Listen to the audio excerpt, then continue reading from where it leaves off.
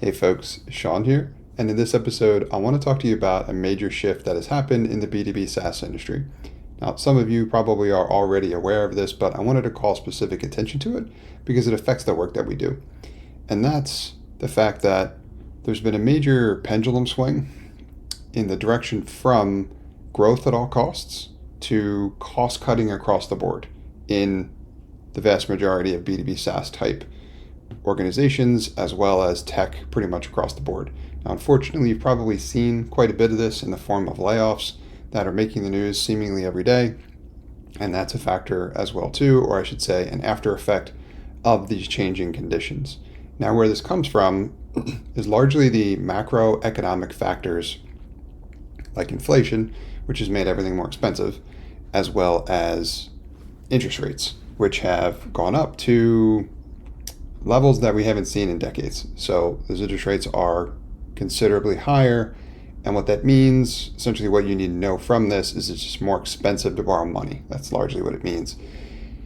Now, when that happens historically, I've been through a couple of these cycles in this industry, we usually see spending become more constricted, as in budgets get a lot tighter. And that's what's happening. So that's why the shift has been from growth at all costs when interest rates were low and money was cheap to cost cutting across the board when money is now expensive and spending is way down. So those changes to the economy have effects elsewhere, which typically slows growth, and we're seeing that as well. Now, reason why I'm mentioning all of this is because I just want you to be aware of the economic conditions and what that means for our type of businesses. One of the first things that I think is important to note is that these changing macroeconomic factors, they change things like the multiples that you might receive if you were to sell your B2B SaaS. Now, prior to this year, last year and further back, when interest rates were at historic lows, multiples had skyrocketed. And 10x on top line revenue was pretty straightforward to receive something like that, and it could go way beyond that as well too, to like bonkers or ridiculous levels. Nowadays, that number's come down quite a bit, probably more than half, as in it might be closer to 3 to 4x top line revenue. So this is real financial implications for those of us building B2B SaaS applications and what that might mean in terms of what we do strategically, right? Do you hold on to your B2B SaaS and cash flow it until conditions improve? I would certainly venture to guess this to say yes, that's what I would do. Or do you still sell it? And if you do sell it, I just want you to be prepared for how those changing conditions might ultimately result in a different outcome than what you may have been expecting previously based on what you've heard before. So it's good to know all of this information, but what I really want to talk about is the fact that if you're leveraging the right strategy, these changing conditions that come and go from time to time throughout the course of history, we've seen this plenty of times, you will be less susceptible to them if you are following along the strategies that I typically recommend. And that's to make sure that you're building your B2B SaaS product and business in a sustainable way. What do I mean by that?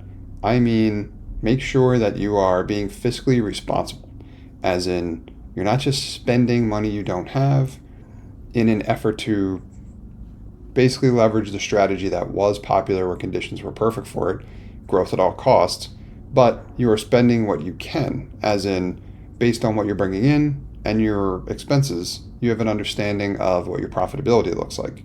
And if you are profitable, you can reinvest those earnings, assuming you don't need those to sustain lifestyle or whatever. You can invest a portion or all of those earnings until you are able to reach kind of the growth curve that you are looking for.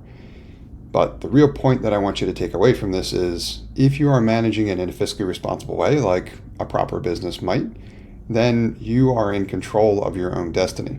As in, if you're not heavily dependent, like many of these growth stage startups were, on outside capital and continuous injections of said capital, then you're able to control whatever it is you'd like to do with your product and business whenever you'd like to do it, because you're not beholden to whether or not someone's going to cut you another check or a bigger check in an additional round of funding in order to maintain whatever trajectory you thought you were on.